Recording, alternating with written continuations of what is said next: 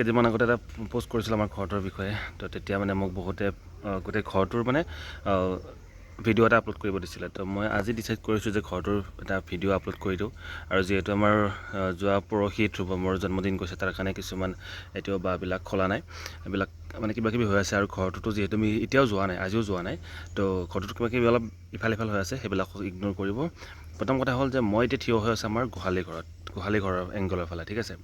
তো মই গোটেইখিনি A to Z গোটেইখিনি মই আপোনালোকক দেখাই আছোঁ ক'ত কেনেকৈ কি হৈছে। তো এইটো হৈছে আমাৰ বেক চাইড, তাৰমানে ঠিক আছে। বেক চাইড মানে হৈছে আমাৰ বেক চাইড মানে মই কিয় কৈছোঁ, আমাৰ এইটো ঘৰৰ নতুন ঘৰটোৰ বেক চাইড, কিন্তু আমাৰ পুৰণ ঘৰটোৰ ফ্ৰণ্ট চাইড আছিল, এইটোৰ বেক চাইড আছিল। মই কাৰণবিলাক চব কৈ আছোঁ। তো এইফালে যদি যাওঁ তেতিয়াহ'লে আমি চিধাই গৈ মাথাউৰি পাওঁগৈ। মই আপোনালোকক দেখিছোঁ, আপোনালোকৰ স্ক্ৰীণত আহি আছে কেনেকুৱা আমাৰ হেৰিটো আচলতে। তো এইফালে গৈ মাথাউৰি পাই, মাথাউৰিৰ লগত আমাৰ এনেকৈ কানেকশ্যন আছে। আৰু মই য'ত থিয় হৈ আছোঁ মই দেখাই আছোঁ এতিয়া, এইফালে হৈছে আমাৰ মেইন ৰোড। মানে এইফালে গ'লে ৰঙিয়া লতিবাৰী যিটো পথ পায়, সেই ৰাস্তাটো বনাই আছে। ইয়াৰ পৰা আমাৰ ৰাস্তা মোৰ পাইছে 200 মিটাৰ। কিন্তু আমাৰ এই মাজতে অলপ মানে ৰাস্তা মানে আমাৰ চাৰিচকীয়া নোসোমায়, সৰু মানে গাড়ী সোমায়, অকল এলটো সোমায়, তাতকৈ ডাঙৰ গাড়ী নোসোমায়। তাৰ কাৰণে আমাৰ 13 বছৰ হৈ গ'ল, ৰাস্তাটো ক্লিয়াৰ নহ'ল। সেইকাৰণে আমি কি কৰিছোঁ, আমাৰ আগৰ পৰা আছিল যেনিবা এইফালে, আমি মাথাউৰিৰ পৰা অহা যোৱা আৰম্ভ কৰোঁ। মানে এইফালেদি আমাৰ চাৰিচকীয়া আহে, মাথাউৰি দি কানেকশ্যন আছে, তাৰ আগত চক আছে, বা ইফালেও চক আছে, তাৰমানে এনেকৈ গৈ এনেকৈ পায়। তাৰমানে আকৌ সেই ইফালে মই মাত্ৰ দেখুওৱা ৰাস্তাটোৱে, এইফালে যিটো ৰাস্তা আছে, এইফালে ৰাস্তাটো মানে পায় আগত গৈ কিনে, আৰু এইফালেদি এনেকৈ গৈ কিনে, ঠিক আছে। সেইকাৰণে আমি ফ্ৰণ্ট ঘৰটোৰ, এই নতুন ঘৰটোৰ ফ্ৰণ্ট ছাইড বনাইছোঁ আমি সেইটো ছাইড। যিহেতু মাথাউৰি ছাইডৰ পৰা যিহেতু আমি গাড়ী আনিম, চাৰিচকীয়া আহে, সেইকাৰণে আমি ঘৰটোৰ ফ্ৰণ্ট ছাইড সেইফালে বনাইছোঁ। তো এতিয়া এইফালে হ'ল মই ক'লোৱেই মাত্ৰ মেইন ৰাস্তা। আমি মানে সচৰাচৰ এইফালেদি অহা যোৱা কৰোঁ বাইক চাইক লৈ কিনে, যিটো মেইন ৰাস্তা বেছি দূৰ নহয়। কিন্তু চাৰিচকীয়া আনিলে এনেকৈ আগুৱাই গৈ কিনে অলপ ঘূৰি কিনে আহি কিনে এইটো পায়। তো এইটো হৈছে আমাৰ ঘৰৰ, পুৰণা ঘৰৰ, যিটো ঘৰত বৰ্তমান আছোঁ, সেইটো ঘৰৰ সেইটো ঘৰ। মেইন ৰাস্তাৰ পৰা দেখাই দিছোঁ।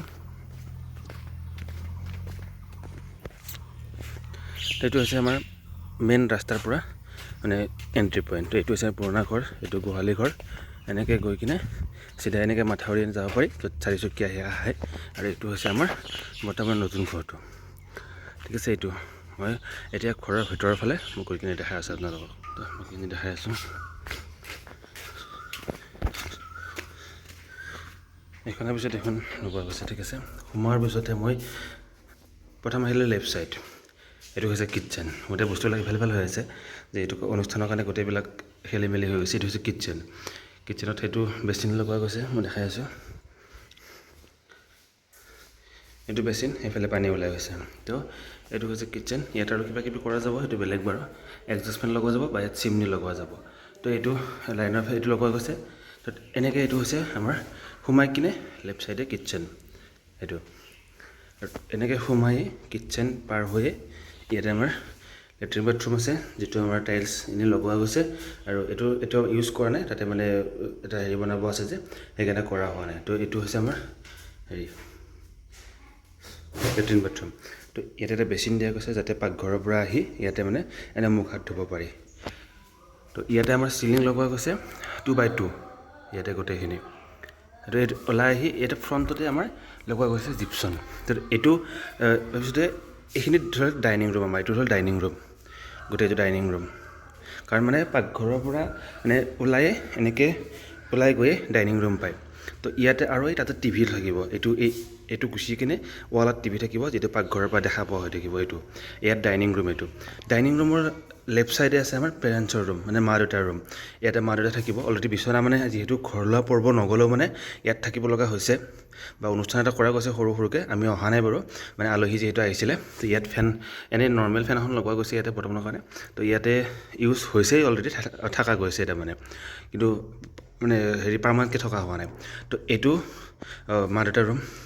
এইফালে এডাল আমলখি গছ ৰুইছোঁ, এইফালে খিৰিকী, এইফালে খিৰিকী। এইটো হৈছে মা দেউতাৰ, আৰু ইয়াতে 2x2 লগোৱা গৈছে। তো এনেকৈ বেক হৈ আহি ইয়াত ডাইনিং পায়, এইটো চবৰে মাজতে। এইটো হৈছে আকৌ আমাৰ ৰুম, মানে লেট্ৰিন বাথৰুমৰ কাষতে আমাৰ ৰুমটো এইটো, য'ত মানে টাইলছ চাইলছ লগোৱা গৈছে আমাৰ ৰুমটোত। মই দেখা দিছোঁ, ইয়াতো বস্তু একো অনা হোৱা নাই এতিয়ালৈকে। এইটো ইয়াত অলপ ষ্টাইল দিয়া গৈছে এইটো প্লাছ এইটো ফেনৰ কাৰণে দুটা ফেন থাকিব আৰু এনেকৈ জিপছন লগোৱা গৈছে অলপ ডিজাইন দি কিনে তো এইটো হৈছে তো সেইটো মাহঁতৰ ৰুম এইটো আমাৰ ৰুম সেইফালে গ'লে বাহিৰ এইফালে গ'লে ডাইনিং ৰুম এনেকুৱা এইটো বস্তুখিনি একো হোৱা নাই এখন ইয়াতে বিচনা এখন থাকিব আৰু কিবা থাকিব বা তাত সেইটো ৰুমত থকা বস্তুবিলাক ইয়াতে অনা যাব তাৰপিছত এনেকৈ ওলাই ডাইনিং ৰুম পালোঁ ইয়াতে ক'লে ৱাল টিভি থাকিব সেইকাৰণে ইয়াৰ কাৰণে স্পেচিয়েল এটা লগোৱা গৈছে বৰ্ড ইয়াত থাকিব ইনভাৰ্টাৰৰ সেই চাইজটো এইটো হৈছে ডাইনিং ৰুম ঠিক আছে তাৰপিছতে এইটো ৰুম পাৰ হৈ আহি এনেকৈ আৰু আগুৱাই আহি লেফ্ট চাইডে পাই এইটো গেষ্ট ৰুম বুলি ক'ব লাগিব গেষ্ট ৰুম মানে আমাৰ যিহেতু বাইদেউ আছে বিয়া হৈছে গোলাঘাটত তেওঁ শিক্ষকতা কৰি আছে শিক্ষয়িত্ৰী হয় তো তেখেত আহিলে থাকিবতো লাগিব না তাই এক্সট্ৰা ৰুম তো এইটো হৈছে বাইদেউহঁতৰ ৰুম ইয়াতো দুখন এই খিৰিকী দিয়া গৈছে তিনি পাল্লা আৰু ইয়াত 2x2 লগোৱা গৈছে লাইট সহকাৰে এইটো হৈছে গেষ্ট ৰুম বুলি ক'ব লাগিব আকৌ এইফালে মোৰ ৰাইট চাইডে এইটো হৈছে বহা ৰুম বুলি য'ত নেকি দুখন গ্ৰিল দিছোঁ সোমায়ে এইফালে এখন গ্ৰিল এইফালে হেৰি তাত দৰ্জা এখন আছে আৰু এইটো হৈছে আমাৰ বহা ৰুম আৰু তলত টাইলছ লগোৱা আছে ওপৰত ডিজাইন দিয়া গৈছে অলপমান ভাল ইয়াত অলপ স্পেচিয়েল ডিজাইন দিয়া গৈছে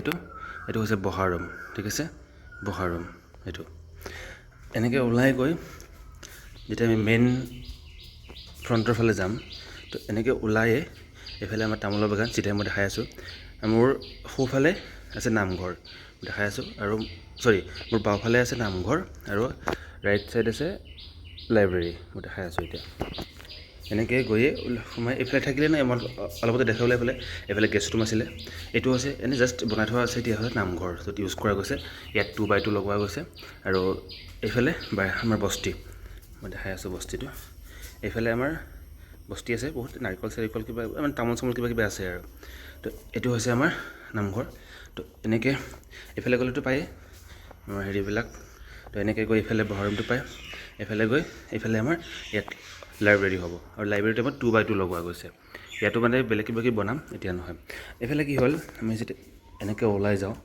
ওলাই গৈয়ে এনেকৈ আকৌ এইফালে বাৰাণ্ডা এখন আছে ঠিক আছে পূৰা লাষ্টলৈকে মই তাতে থিয় হৈ আছিলোঁ আৰম্ভণি কৰিছিলোঁ মই তাৰ পৰা তাত এইখিনি এক্সট্ৰা বাৰাণ্ডা ইয়াতো জিপছন লগোৱা গৈছে ইয়াত এটা এক্সট্ৰা ডিজাইন দিয়া আছে মই দেখাই আছোঁ বাৰু মই ভালকৈও দেখাম মানে এইফালেও ফোন কৰিছোঁ যিহেতু মানে এইফালৰ পৰা যিবিলাক আলহী আহিব এইফালেদি উঠিব এইকাৰণে এইফালৰ ফ্ৰণ্ট এটা আছে আৰু যিবিলাক আলহী এইফালৰ পৰা আহিব মানে চাৰিচকীয়া লৈ যদি আহে তেতিয়াহ'লে ফ্ৰণ্টেদি উঠিব সেনেকুৱা সেইকাৰণে ঘৰটোৰ দুফালে ফ্ৰণ্ট কৰা গৈছে মানে একদম ফ্ৰণ্টৰ ফালে ফ্ৰণ্টে আৰু বাৰাণ্ডাৰ এইফালে আমাৰ ছাইডৰ ফালে ফ্ৰণ্ট কৰি দিয়া গৈছে তাত এইফালে লাষ্টৰটো পেৰেণ্টছৰ ৰুম ডাইনিং ৰুম আৰু এইটো বহা ৰুম এনেকৈ আহিয়ে এনেকৈ সোমাই এইফালে আমাৰ লাইব্ৰেৰী পাব আগত পাব এইফালে সোমালে ঘৰত আৰু সেইফালে পাব আমাৰ নামঘৰ আৰু এইফালে আমাৰ মেইন ওলাই যোৱা তাত মেইন দৰ্জাখন দিছোঁ আমি এনেকুৱা ধৰণৰ ডিজাইনটো মই কৰিছিলোঁ বাৰু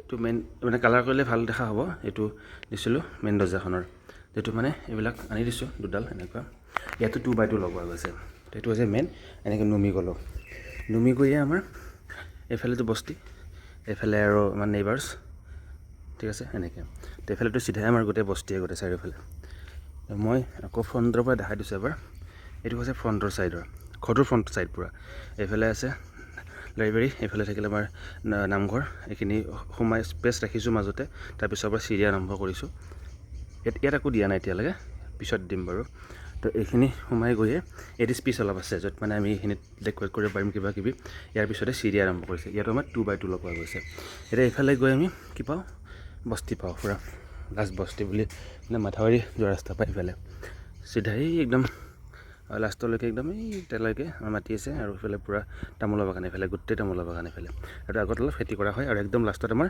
পুখুৰী এটা আছে তো সেইফালৰ পৰা মেইন ৰাস্তা আহি এনেকৈ সোমাব পাৰি বা এইফালৰ পৰা চাৰিচকীয়া আনিলে এইফালে সোমাব পাৰি তো এইটো এটা ফ্ৰণ্ট কৰিছোঁ এইটো ডিজাইন এটা দিছোঁ ফ্ৰণ্ট চাইডে চাব পাৰে তো অলপ ষ্টাইল দি দিছোঁ এইফালে দেখা পাইছে নিশ্চয় এইটো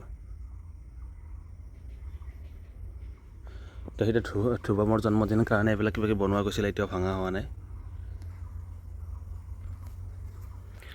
এইটো ডিজাইন দি দিয়া গৈছে। ইয়াত আৰু কিবা কিবি কৰা যাব। এইফালে আধা ৰাখিছোঁ, এইফালে আধা, মাজতে আকৌ এনেকৈ ষ্টাইল কৰি এইফালে ফ্ৰণ্ট কৰি দিয়া হৈছে। ইয়াত গ্ৰিল থাকিব এইবিলাকত। তাৰপিছত ইয়াতে আৰু অলপ ঠাই থাকিব। ইয়াত এখন দৰ্জা থাকিব সৰু, আৰু পকী কৰি দিম, এনেকৈ বেৰা এখন দি দিম চাৰিওফালে। এইফালে বেৰা দি কিনে ঘৰটো আৱৰ কৰি ৰাখিব লাগিব। তো এইটোৱে আছিলে গোটেই আমাৰ হোম টুৰটো। আৰু মই পিছফালে এটা বস্তু দেখুৱাই আছোঁ। তো এইফালে এনেকৈ গৈ পিছফালটো পায়, পিছফালে বস্তি দেখুৱালোঁ মই। এইফালে আমাৰ আৰু পুৰণা বস্তুবিলাক আছে। এইফালে পিছফালে পকী কৰি দিছোঁ। এইফালে গোটেই বস্তি, এইফালে গোটেই বস্তি। এনেকৈ সোমাই এইটো আমাৰ ঘৰটো পায়। এইটো সোমালোঁ, এনেকৈ আৰু সোমালোঁ এইবিলাক। এইফালে বহা ৰুম, এইফালে আমাৰ গেষ্ট ৰুম, এইটো আমাৰ ডাইনিং ৰুম। ডাইনিং ৰুম এইটো, ইয়াতো লাইটছবিলাক আছে, মই জ্বলোৱা নাই বাৰু। ইয়াতে এইটো পেৰেণ্টছৰ ৰুম, এইটো আমাৰ ৰুম, দেখাই দিছোঁ।